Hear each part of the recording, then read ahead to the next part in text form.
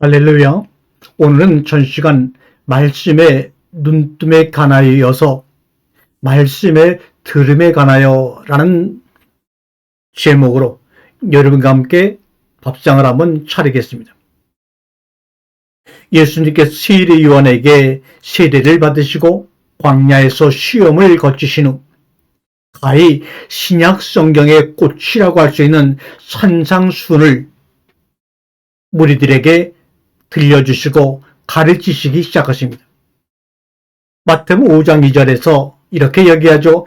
입을 열어 가르쳐 가라사대 라고 표현되었듯이 수천 년에 걸쳐 이스라엘 백성들이 그렇게 갈망하던 메시아가 드디어 입을 열어 가르침을 주기 시작한 것입니다. 이거는 정말로 대단한 겁니다. 믿는 우리 성도들에게는 가슴 설레이는 순간이 아닐 수 없습니다만 정작 당시 이스라엘 백성들에게는 예수가 그들이 그토록 기다려왔던 사회 정치적인 왕이 아니라는 사실에 실망과 깊은 좌절감을 받게 되죠. 한편 마태, 마가, 누가복음에 걸쳐 설파된 가르침 중에 우리가 너무나도 잘 알고 있는 가이사의 것은 가이사에게라는 대목이 나옵니다. 여러분이 물론 잘 아시겠지만 그 대략은 이렇습니다. 어느 날 바리새인들이 예수님의 흠을 잡아보고자 괴교를 내어 다음과 같이 예수님께 질문합니다. 그러면 당신의 생각에는 어떠한지 우리에게 이르소서. 가이사에게 세를 바치는 것이 가하니까 불가하니까. 마태복음 22장 17절의 말씀입니다. 이 질문을 들으신 예수께서 저희들의 악함을 보시고 다시 질문하십니다. 이 형상과 이 글이 네 것이냐? 바리새인들이 가이사의 것입니다 라고 대답을 하자 예수께서는 그런즉 가이사의 것은 가이사에게, 하나님의 것은 하나님께 바치라 라고 대답하시고 바리새인들은 그 말씀을 듣고 희히 여기며 예수를 떠났다고 얘기합니다. 방금 읽은 이 가르침에서 먼저 우리가 생각을 해봐야 할 문제는 예수님께 지적하신 형상과 글에 대한 화두입니다.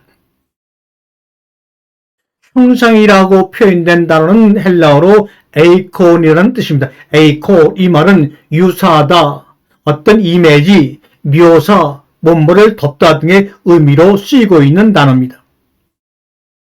또 글로 표현된 에피그라페라는 이 단어는 화폐의 어떤 그런 명각 아니면 책의 제목을 얘기할 때 쓰는 단어가 바로 에피그라페인데 이것을 글로 번역했습니다. 예수께서는 당시 로마 점령기에 통용되었던 화폐, 그 데나리온, 그 은전이죠. 은으로 만들어진 그 데나리온의 형상 안에 숨어있는 진정한 의미가 무엇인가를 사실은 바리새인들에게 다시 묻고 있는 것입니다.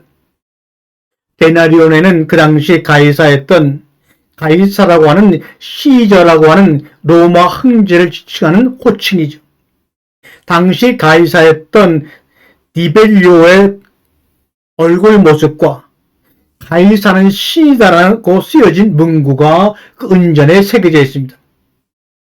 누가 봐도 누구의 것인지 너무나도 명확한 것이죠. 즉, 그 화폐, 그 물질은 누가 봐도 가이사의 것, 물질 세계의 것이라고 하는 것은 의심의 여지가 없습니다. 이 예수님께서 가이사의 것은 가이사에게 바치라고 말씀한 것은 너무나도 당연한 말씀인 듯 하지만 그 뒤에 이어 말씀하신 바 그리고 하나님의 것은 하나님께 바치라 라고 결론을 내리신 거야말로 오늘 우리 모두가 깊이 함께 상고해 봐야 할 대목인 것입니다. 우선 예수님께서는 여기에서 확실하게 선을 하나 쭉 긋습니다. 어떤 소리냐? 물질 세계에 속한 것은 물질 세계로 귀속을 시켜버리고 하나님의 세계에 속한 것은 하나님의 세계로 귀속시키라는 정확한 말씀입니다. 그 두 세계는 절대로 혼합될 수 없으며 사람은 두 신을 동시에 섬길 수 없다는 말씀과도 일맥상통하는 부분입니다. 그렇다면 여기에서 예수께서 하나님의 것이라고 말씀하신 그것은 무엇일까요? 무엇이 하나님의 것이기에 하나님께 바치라고 말씀하신 것일까요? 우리가 일반적인 이해를 돕기 위해 고린도전서 3장 23절에서 사도 바울의 말을 인용합니다. 너희는 그리스도의 것이요 그리스도는 하나님의 것이니라 라는 말씀에서와 같이 하나님의 것이란 그리스도 안에 있는 바로 우리 자신을 의미합니다. 즉 예수님께서는 물질적인 것은 물질 세상으로 돌리고 하나님께는 다만 우리 그 자체를 산제사로 바치도록 가르쳐주고 계십니다. 우리 스스로가 예배가 되어 우리 스스로가 제사가 되어 우리 스스로가 헌물이 되어 우리 스스로가 11조가 되어 우리 스스로가 믿음의 고백이 되어 하나님께 바쳐질 때 하나님께서는 정녕 기쁘게 받으시는 것입니다. 한편 우리를 하나님께 산제사로 바친다는 뜻은 구체적으로 무슨 말일까요? 예를 들자면 우리가 흔히 젊은 날 이성에게 사랑을 고백할 때 이런 표현을 쓰기도 하죠. 저도 한번 우리 사랑하는 아내에게 이 말을 했던 것 같습니다. 오키씨, 내 온 마음과 몸을 바쳐 오키씨를 죽도록 사랑합니다 라고 말이죠. 아마 이런 말을 한 것이 80년대 초 서울 의동에 있는 영락기도원에서 연초 산상 기도회 가운데서 제가 우리 아내에게 했던 고백이라고 기억이 되네요. 쉽게 말해서 바로 이런 자세가 아닐까 합니다. 이런 산제사에 대해 로마서 12장 1절에서는 다음과 같이 설명합니다. 그러므로 형제들아, 내가 하나님의 모든 자비하심으로 너희를 권하노니 너희 물 하나님이 기뻐하시는 거룩한 산제사로 드리라. 이는 너희의 드릴 영적 예배니라.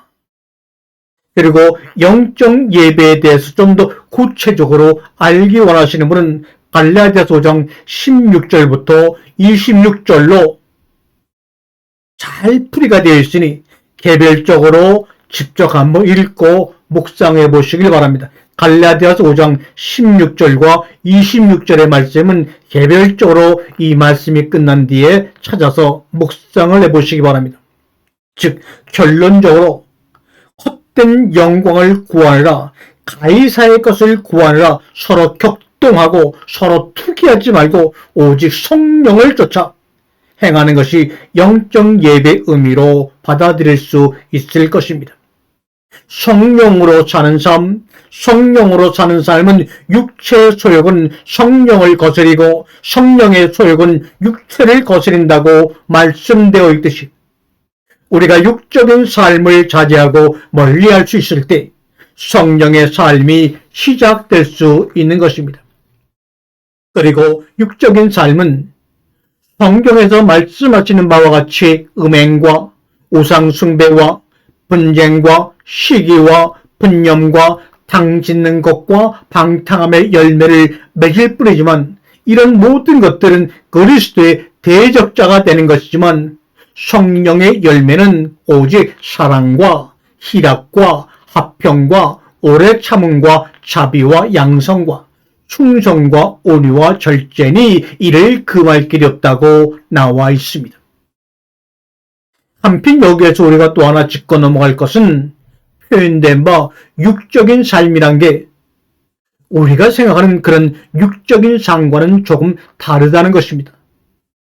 다른 표현으로는 겉사람의 생각과 행동을 기초로 한 삶을 육적인 삶이라고 성경은 표현하고 있습니다.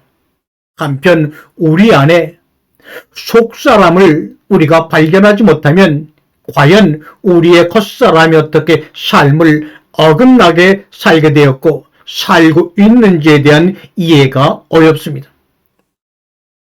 속사람, 겉사람에 대해서는 로마서에 잘 나와 있습니다.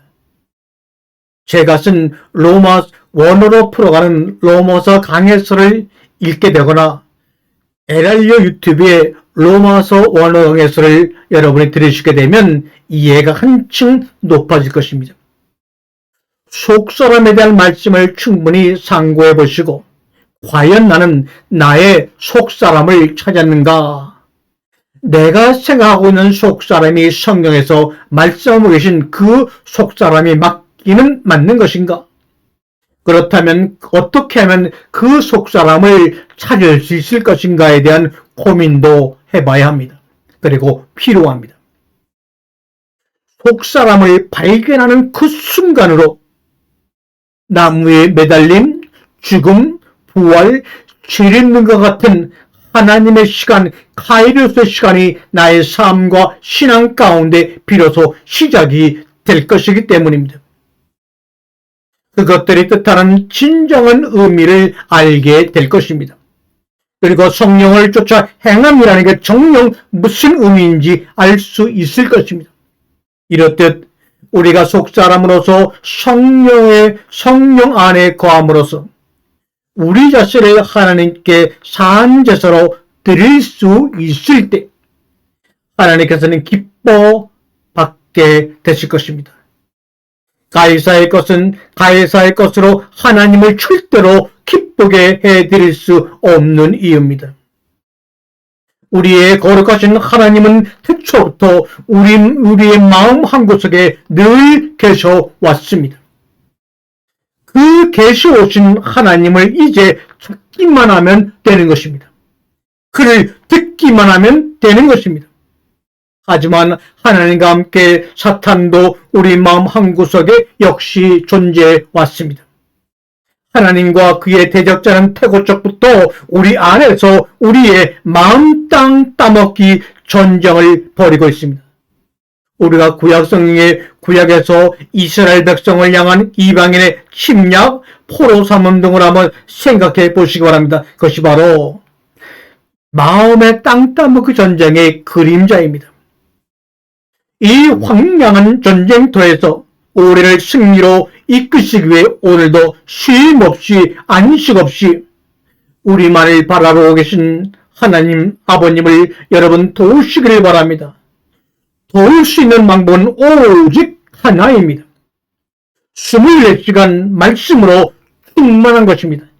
이 길밖에는 어떤 방법도 없습니다. 이제 여러분의 기도를 조금 줄이고 그의 말씀을 더 오만히 상고할 필요가 있습니다. 스마트폰, 검색, 유튜브, 트위터, SNS 이런 것들을 여러분 좀 줄이고 하나님의 말씀을 더 상고할 필요가 있습니다. 그래야 여러분의 생명이 삽니다. 우리의 소망, 우리의 바람을 그치고 하나님을 듣기 시작합시다. 하나님께서 태초부터 우리에게 들려주고 싶어 하셨던 그 말씀을 한번 들어봅시다. 구하면 얻는 법입니다. 두드리면 열리는 법입니다. 찾으면 찾는 법입니다. 왜요? 하나님의 언약입니다. 오늘도 우리 모두의 마음속 전쟁터에서 홀로 우뚝 서서 외치고 있는 에레미야의 고독한 외침을 여러분 모두 듣기를 원합니다. 아멘.